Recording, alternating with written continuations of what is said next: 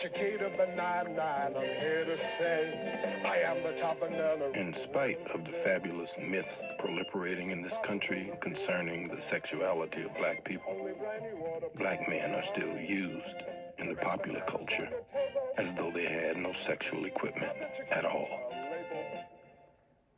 Sidney Poitier, as a black artist and a man, is also up against the infantile, furtive sexuality of this country. Both he and Harry Belafonte, for example, are sex symbols, though no one dares admit that, still less to use them as any of the Hollywood he-men are used. Black people have been robbed of everything in this country, and they don't want to be robbed of their artists. Black people particularly disliked Guess Who's Coming to Dinner because they felt that Sidney was, in effect, being used against them. Guess Who's Coming to Dinner may prove in some bizarre way to be a milestone, because it is really quite impossible to go any further in that particular direction.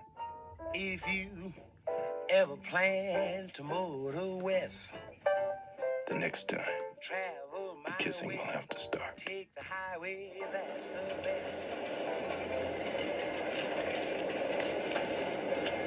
Well, got your ticket? Yeah. Thank you. I am aware that men do not kiss each other in American films, nor for the most part in America, nor do the black detective and the white sheriff kiss here. You take care. You hear?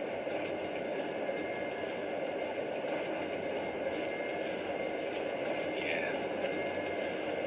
But the obligatory fade-out kiss in the classic American film did not speak of love, and still less of sex.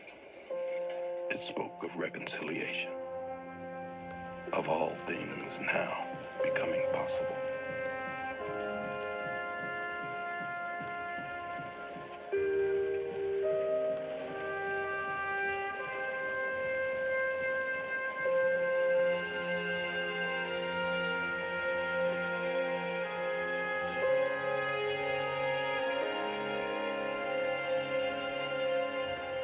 I knew a blonde girl in the village a long time ago.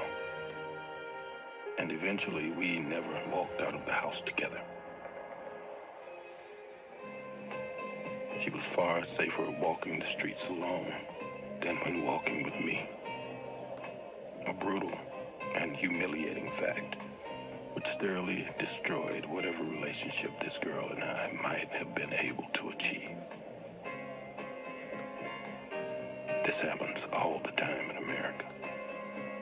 But Americans have yet to realize what a sinister fact this is and what it says about them.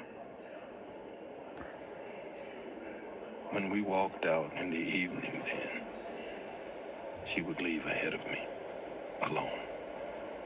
I would give about 5 minutes, and then I would walk out alone, taking another route and meet her on the subway platform.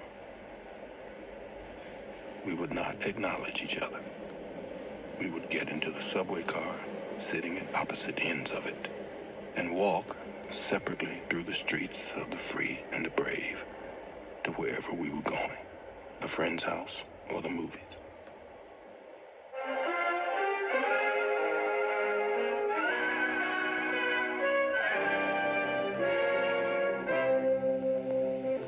All over the country, families such as this are enjoying new prosperity.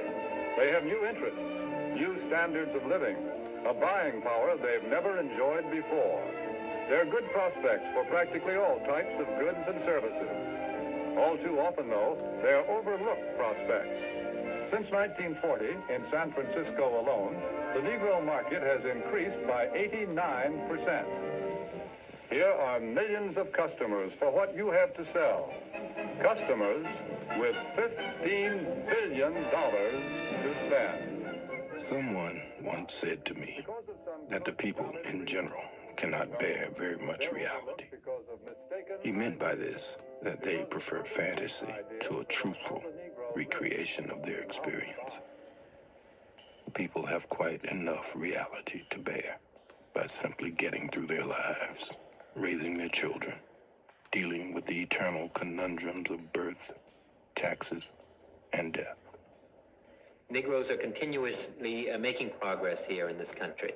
The progress in many areas not as fast as it should be, but they are making progress, and we will continue to make progress. There's no reason that in the near and the foreseeable future that a Negro could also be president of the United States. I remember, for example, when the ex-Attorney General, Mr. Robert Kennedy, said that it was conceivable that in 40 years in America we might have a Negro president. And that sounded like a very emancipated statement, I suppose, to white people. They were not in Harlem when this statement was first heard, and did not hear, and possibly will never hear, the laughter and the bitterness and the scorn with which the statement was greeted. From the point of view of the man in the Harlem barbershop, Bobby Kennedy only got here yesterday. And now he's already on his way to the presidency. We've been here for 400 years, and now he tells us that maybe in 40 years, if you're good, we may let you become president. It was a dream, just a dream I had on my mind. It was a dream, just a dream I had on my mind. And when I woke up, baby,